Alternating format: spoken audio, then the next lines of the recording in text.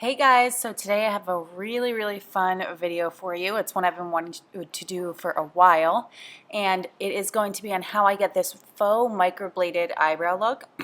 This is something that's super trendy right now, having a more bushy brow, and if you're someone like me who does not naturally have bushy brows, this is an amazing technique to get that kind of look, even if you don't have super full brows. So I kept this video a little longer because I didn't want to cut out anything that was important, so it is a little longer, but I think it's helpful to really show you guys every single little step of this process to get this look. So I hope you guys enjoy the video. If you have any further questions, please leave them down below in the comments and I will answer them as best I can. And if you want to see how I got this look, then keep on watching. Okay guys, so here is the look we're going for. So with this kind of technique, you get that super hairy kind of look, which is really on trend right now. I really like it because I feel like it looks more like real, you know, like your real eyebrow, as opposed to like you filled it in. So this is what we're going for. So to start out on this side, I already did a little bit of concealer, and basically I just took a little of, what did I use? The MAC Studio Finish. This is just my concealer palette. And I took this guy right here, which is NC15.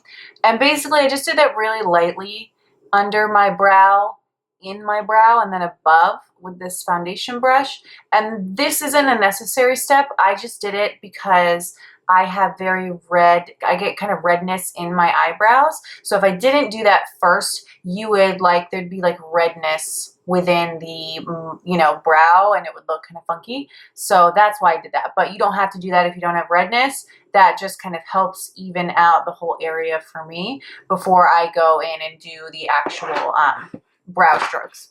So for this technique, the products are extremely important, and what I'm going to be using is the Anastasia Dipbrow in the shade Taupe. This is a perfect color for me because it gives, it's a little darker. It's kind of the shade of my natural hair at my roots.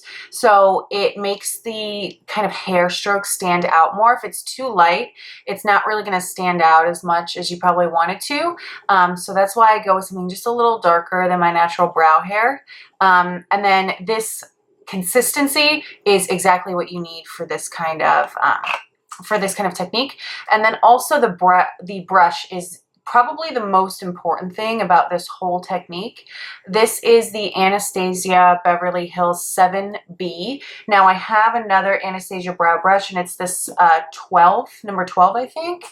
Let me see if I have it here. Yeah, it is, oh God, it's kind of worn off. It's completely worn off, but I'm pretty sure it's number 12. So as you can see, they don't look too different. And you know, I used to be a person who would be like, you know, I don't have to have a certain brush to do something, you know, but this is one of those times where you absolutely do. The difference is, if you can see here, look at the thickness of the brushes next to each other. So this is the number 7B. It is the absolute thinnest brow brush I've ever used. You can see the 12. It's thin, but there's like no comparison. So this brush right here is the reason you get those little brow hair strokes, because of how thin it is. And I've tried a lot of different brow brushes, and this one is hands down the absolute best for this technique in particular. If you want something more of like a soft look to your brows, and you don't want, you know, obviously this kind of technique, you could totally go for this one, but this brush is what's going to give you that microbladed look. So highly recommend this one. And I have not found any other brush from any other brand that is as thin as this while being so firm, because some are very thin, but then they're flimsy, and you can't get this look either because it's too flimsy. You need something very thin and very firm. So highly recommend this. So I'm going to go into my product here, and basically what I do is I kind of get some on the brush here on both sides. I'll kind of dip in, and then if you see over here on the side, I have this little bit of product. I basically go back and forth like this after every couple of hair strokes, and re-flatten the brush and kind of soak it in product, I guess. So that's what you want to do throughout this whole process, is you are kind of doing a couple strokes and then you're going back into your product and getting just from the side here, getting a little extra and making sure that the brush is staying nice and thin, because kind of going back and forth like this will keep it really thin like that. Okay, so here comes the fun part. So I'm gonna, like I said, dip my brush in, and then I'm moving to the edge here and flattening it out, making sure I have a decent amount of product. And then I'm gonna go in and get this started. Okay, so I start at the front, and I'll basically kind of where my natural hairs grow in terms of like the direction they grow in, I'll follow that direction when I'm doing these hair strokes as well. So I kind of keep it within the natural kind of, I don't know, how my hair naturally grows, I guess. And you want to kind of, you basically want to press, and then when you come up at the end, you want to kind of lift the brush up a little bit, and that gives you like the little feathered out kind of look. And I think the most important piece of this is I've seen people try to do this and it doesn't work out for them, and it's because they don't stick to the same hairs. So basically I'm going to map out all the little hairs I want, and then every single time I go back in to maybe darken them up or kind of finesse them a little bit and make them a little stronger, I'm going to go exactly on top of that same hair stroke. If you don't go back on top of the same hair strokes you did before, eventually it's just going to look like you filled in the whole thing, and it's not going to look like individual hairs. So you have to kind of go on the same exact strokes you make.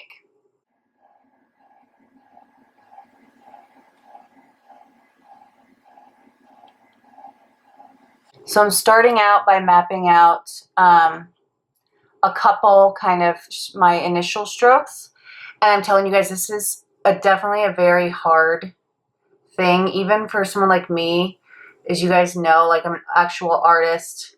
I do drawings, very technical, precise drawings, and this is still hard for me, and it's taken a lot of practice. So don't be discouraged, because it is a very hard technique, but once you get it down, it looks so cool. So as you can see, I've started to make those initial hairs here, and every time I go back in, if I want to fix a hair, like I said, I'm going on top of the hairs I've already created. Okay, I'm going to go back in with my product, and again, I'm re-dipping. Okay, and now that I'm going across, I'm going to start flattening them out a little bit.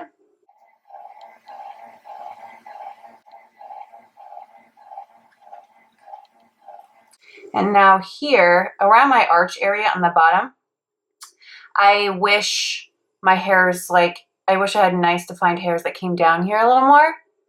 So I'm going to create those.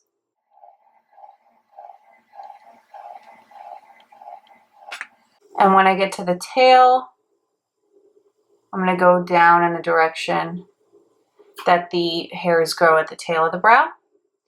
And then for the top, I'm going to kind of pull down some hairs. So the hairs kind of right here in the arch tend to grow from here down. So that's what we're going to create at that area.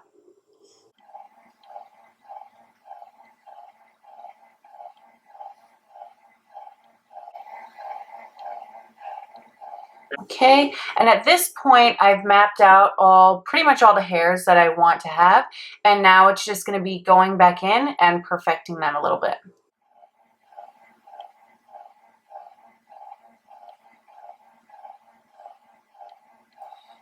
And I take the little spoolie to kind of fix and soften any ends. Like if I do some ends that I don't like, I'll go in with the spoolie to kind of wipe them away, and then I can redo them if I need to. And I'm using my nose as an anchor as well. I kind of set my finger on my nose to help kind of anchor the brush. I like to create some really soft ones right at the front.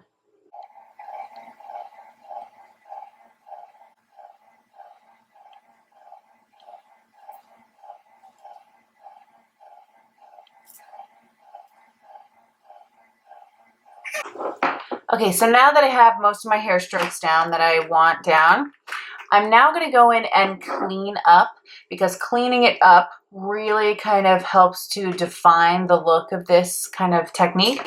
So I'm going to take my Tarte Shape Tape Concealer, and I'm using my favorite brush whenever I want to do like a cut crease or carve out anything I want extremely precise. This is a paintbrush from Michaels.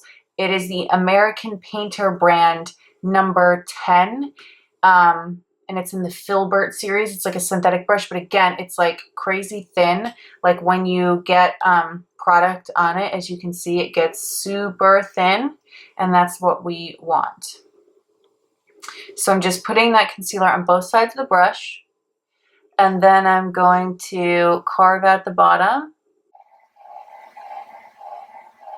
And this is obviously great if you like made any mistakes or anything. This really kind of gives a very tidy look.